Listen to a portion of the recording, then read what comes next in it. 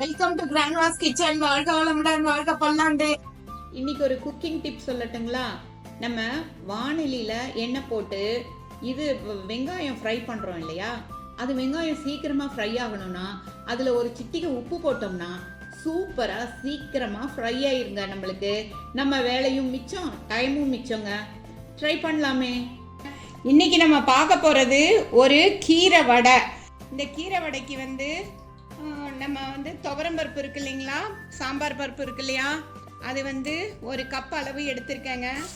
அது எவ்வளோ எடுக்கிறோமோ அதில் கால்வாசி அளவு உளுத்தம்பருப்பு பாருங்க, கால்வாசி அளவு உளுத்தம்பருப்பு.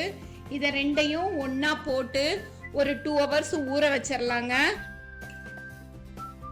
மாவு இந்த ஸ்டேட்டில் குறகுறப்பாக இருக்கிற மாதிரி அரைச்சிக்கணும். அப்போ தான் வடை நல்லா வரும் நம்மளுக்கு. இப்போ நம்ம மிக்சியில் மாவு போட்டு அரைச்சி கொண்டு வந்தாச்சுங்க. ஒரு ஷிஃப்ட் நைஸாக போட்டுக்கணும். அதில் பாதி எடுத்து மீதியை இது மாதிரி குறகுறப்பாக அரைச்சிக்கணும். அப்போ தான் பைண்டிங், நம்ம நிறைய சாமான் போடுறோம் இல்லையா, அதுக்கு அந்த பைண்டிங் இருக்கும். இப்போ இதுக்கு தேவையான அளவு உப்பு போட்டுடலாம். பாருங்கள், உப்பு போட்டிருக்கேன். அதுக்கப்புறம் கட் பண்ணி வச்ச வெங்காயத்தை போட்டுடலாம். ஒரு மீடியம் சைஸ் வெங்காயம் கட் பண்ணி வச்சுருக்கேன். அதே மாதிரி பச்சை மிளகா கட் பண்ணி வச்சுருக்கேன். அவங்கவுங்க காரத்துக்கு தகுந்த மாதிரி போட்டுக்கலாங்க.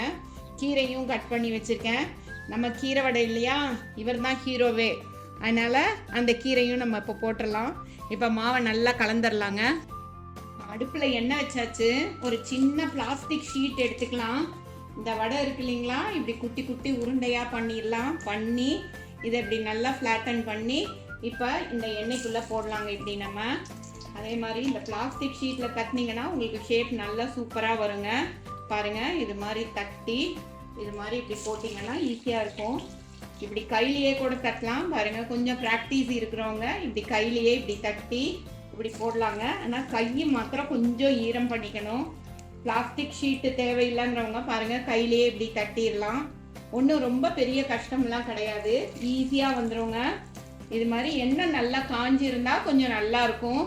நல்லா ஃப்ரை பண்ணுறதுக்கு நல்லா ஈஸியாக ஒன்றுக்கா கோல்டன் கலரில் வரும். இது மாதிரி பண்ணி இப்படி போட்டுடலாம்.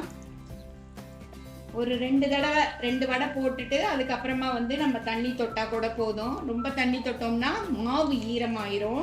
அதனால இப்படி போடலாங்க. நிறைய பேர் நம்மளோட சேனலை பார்த்துட்டு இருக்கீங்க. பார்க்குறவங்க அப்படியே ஒரு சப்ஸ்கிரைபை போட்டு விட்டுட்டீங்கன்னா கிட்டத்தட்ட ஒரு 200 வீடியோஸ் நம்மளது இருக்குது. எல்லாமே நீங்கள் கண்டினியூஸாக பார்க்கலாங்க. எல்லா வெரைட்டிஸ் ஆஃப் ஃபுட்டு எல்லாமே நம்ம வீடியோவில் வந்துட்டுருக்கு. நீங்கள் பார்த்து என்ஜாய் பண்ணலாம். அப்படியே அந்த ஒரு பெல் ஐக்கானையும் தட்டி விட்டுட்டு ஒரு லைக்கையும் தட்டி விடுங்க. உங்களுக்கு பிடிச்சிருந்தது, என்ஜாய் பண்ணிங்கன்னா அதை உங்கள் ஃப்ரெண்ட்ஸுக்கும் ஷேர் பண்ணுங்கள். இப்போ நம்ம வடையெல்லாம் போட்டாச்சு. மெதுவாக கரண்டி வச்சு திருப்பி விடலாம். பாருங்க, இப்போவே பாதி அளவு கோல்டன் கலர் வந்துருச்சு. இதை இப்போ மெதுவாக நம்ம திருப்பி விடலாங்க.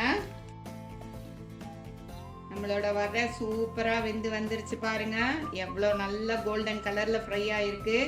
கீரையோட கலர் சேஞ்ச் ஆகாமல் கோல்டன் கலராக சூப்பராக வந்திருக்குங்க.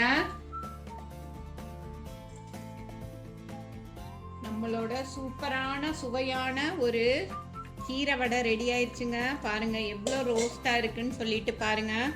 அப்படியே நல்லா வெளியே ஃபுல்லாக கிறிஸ்பியாகவும் உள்ளே அப்படியே சாஃப்டாகவும் இருக்கும். இது சட்னி கொள்ள தேவையில்லை. இதில் எல்லாமே காரம் எல்லாம் இருக்கிறதால இது அப்படியே சாப்பிட்லாம். ஈவினிங் ஸ்நாக்குக்கு சாப்பிட்டோம்னா அவ்வளோ டேஸ்ட்டாக இருக்குங்க. எல்லாரும் ட்ரை பண்ணி பாருங்கள். தேங்க்ஸ் ஃபார் வாட்சிங் அவர் கிராண்ட்மாஸ் கிச்சன். தேங்க்யூ.